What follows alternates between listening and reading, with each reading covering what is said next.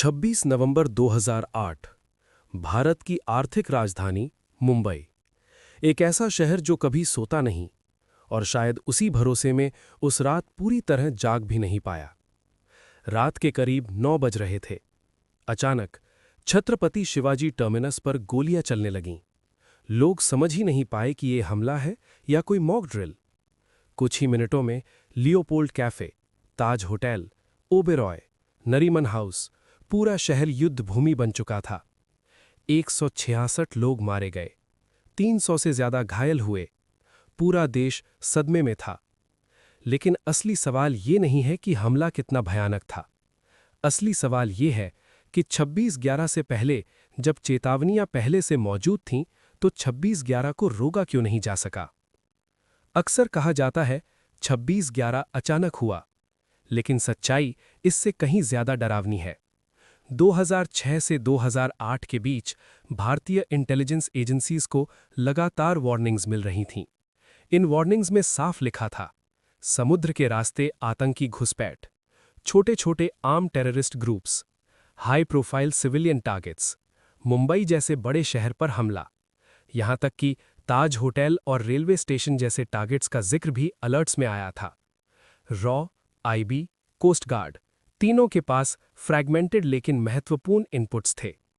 तो फिर सवाल उठता है, अगर जानकारी थी तो तैयारी क्यों नहीं थी। यहीं से शुरू होती है इंडिया की सबसे बड़ी intelligence failure story. Intelligence agencies का काम होता है खतरे की संभावना बताना, लेकिन 2006-2008 के बीच इतनी ज्यादा अलर्ट्स आने लगीं कि सिस्टम ने उन्हें रूटीन मान लिया। इसे कहते हैं अलर्ट फटीग। जब हर कुछ महीनों में लिखा जाए पॉसिबल टेरर अटैक, तो डिसीजन मेकर्स के दिमाग में उसकी अर्जेंसी कम हो जाती है। 26/11 से पहले भी कई अलर्ट्स ऐसे ही फाइलों में पड़े रहे। कोई क्लियर सवाल नहीं पूछा गया, अगर ये सच हुआ तो हम क्या करेंगे। कागजों में सिक्योरिटी टाइट थी, लेकिन जमीन पर सब कुछ नॉर्मल चल रहा था। यही पहली बड़ी चूक थी। 10 आतंकी, समुद्र के रास्ते, भारत की कोस्टलाइन 7,500 किलोमीटर से ज्यादा लंबी। 26/11 से पहले कोस्टल सिक्योरिटी 3 हिस्सों में बटी हुई थी, कोस्ट गार्ड, मरीन पुलिस और नेवी। तीनों मौजूद थे, लेकिन कोई सिंगल कमांड अथॉरिटी नहीं थी। समुद्र में सस्पिशियस मूवमेंट्स की रिपोर्ट्स आईं। फिशरमैन ने अजीब बोट देखी, लेकिन इंफॉर्मेशन ऊपर तक पहुंचने में देरी हुई। हर एजेंसी ने सोचा ये दूसरे की रिस्पॉन्सिबिलिटी होगी, और आतंकवादी इसी कंफ्यूजन का फायदा उठाकर गेटवे ऑफ इंडिया तक पहुंच गए। ये कोई एक गलती नहीं थी, ये सिस्टेमिक फेलियर थी। हमला शुरू होते ही मुंबई पुलिस सबसे पहले पहुंची, लेकिन सच्चाई कड़वी थी। लोकल पुलिस के पास outdated weapons, bullet proof jackets की कमी, टेरर अटैक से निपटने की ट्रेनिंग नहीं। इंटेलिजेंस एजेंसीज को फॉरेन हैंडलर्स की बातचीत मिल रही थी, लेकिन ये जानकारी ग्राउंड फोर्सेस तक रियल टाइम नहीं पहुंची। इंटेलिजेंस और एक्शन दो अलग अलग दुनिया बन चुकी थीं। जानकारी थी, लेकिन इस्तेमाल करने का सिस्टम नहीं था।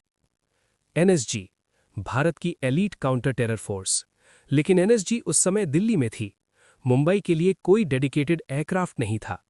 कई घंटों तक ये तय ही नहीं हो पाया कि किसे आदेश देना है, कौन जिम्मेदार होगा, कौन ऑथराइज करेगा।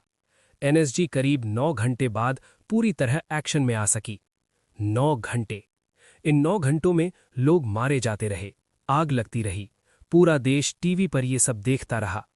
ये इंटेलिजेंस फेलियर नहीं था, ये लीडरशिप हेजिटेशन थी। एक और अनदेखा पहलू, live media coverage. News channels लगातार सिक्योरिटी मूवमेंट दिखा रहे थे। आतंकी हैंडलर्स टीवी देख रहे थे। आतंकियों को रियल टाइम अपडेट्स मिल रहे थे। कोई क्लियर प्रोटोकॉल नहीं था कि क्या दिखाना है क्या नहीं। ये जानबूझकर की गई गलती नहीं थी, लेकिन इसकी कीमत भारी पड़ी। 26/11 किसी एक व्यक्ति या एजेंसी की फेलियर नहीं थी।